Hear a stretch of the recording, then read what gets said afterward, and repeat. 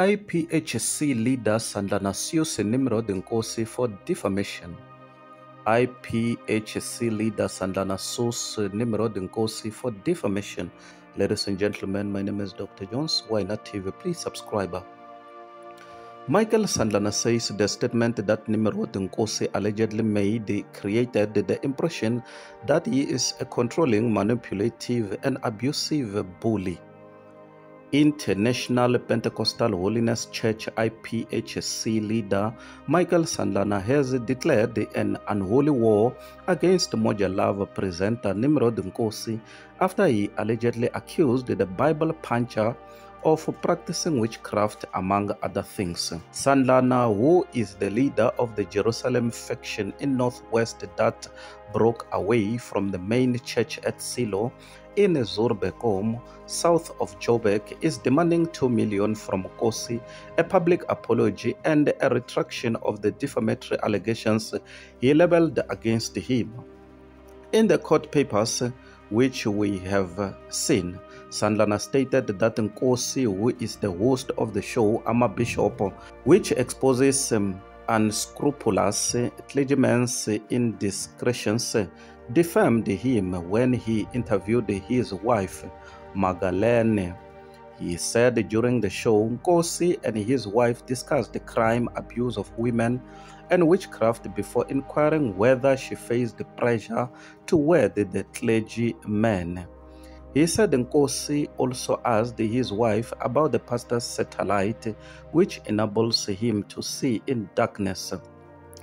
"Let me come to you, ma'am," referring to Magdalene. "How does witchcraft fit in? Because there is a satellite that you say he has, and he sees in darkness. Where does he get those powers?" Nkosi asked Sandlana's wife, according to the papers. The former Gem Early presenter also asked Sandlana's wife if she contemplated the suicide as a result of the man of God's abusive tendencies towards her. "Some people would give in and want to take their lives," a proportion put to Magdalene. "Did you come to a point where you contemplated the suicide?" Nkosi, according to the papers, also asked her about the allegations that Sandlana faked her death in a bid to claim an insurance policy. "Now, coming to the point of him faking your death, this is amazing to me. Apparently, he did a Machiavellian CIC style to say you were dead, yet you were alive. It happened there." Nkosi also asked the bishop's wife during the show if she knew that Sandlana was a criminal. Letabo Magdalene. "This man was a criminal. Did you know that? But did you know that he was a jailbird? Did you know his history, his past?" Sandlana argued that Nkosi's statements were defamatory because a reasonable viewer of the episode would interpret them as implying that he lacks honesty and integrity, and that his actions will lead his wife to commit suicide. They were also understood, Sandlana further stated, to mean that he was a hypocrite who practices witchcraft, a criminal, and a jailbird who engaged in identity fraud in dealing with his wife.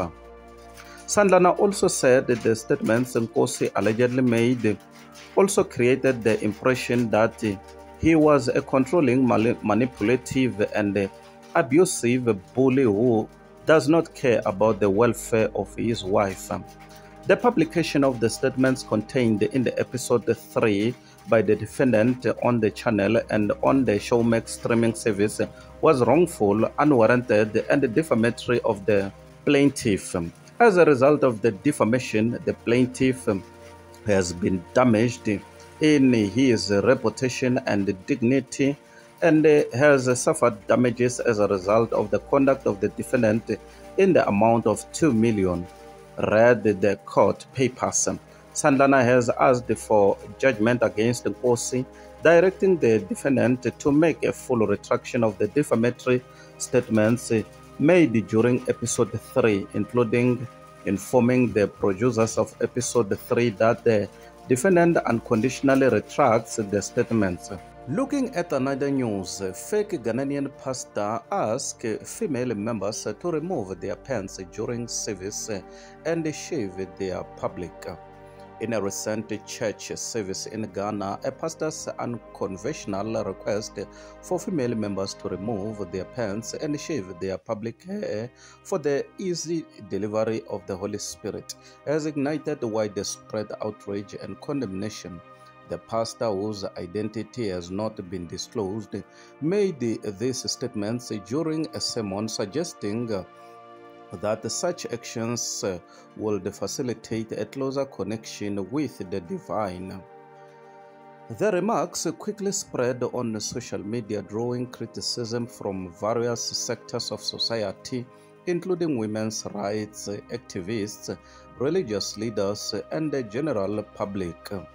Many have labeled the pastor's comments as inappropriate and exploitative, arguing that they reflect a troubling trend of manipulating faith for personal or financial gain. Critics emphasize that spiritual deliverance should not involve such degrading practices, asserting the importance of respect and dignity within religious contexts. In response to the backlash, several religious organizations and advocacy groups have called for greater accountability among religious leaders.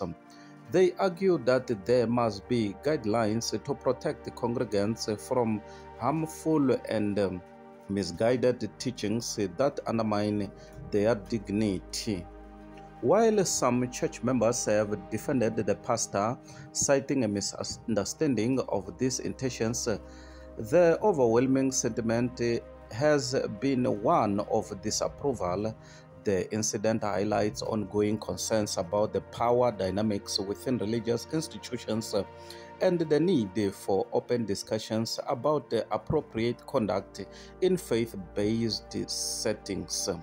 As the situation unfolds, it raises critical questions about the boundaries of religious practice and the responsibilities of spiritual leaders to their congregations. The community is now calling for dialogue on issues of respect and safety within places of worship. Ladies and gentlemen, my name is Dr. Jones. Why Not TV? Please subscribe. Bye for now. Till we meet again next time. Subscribe.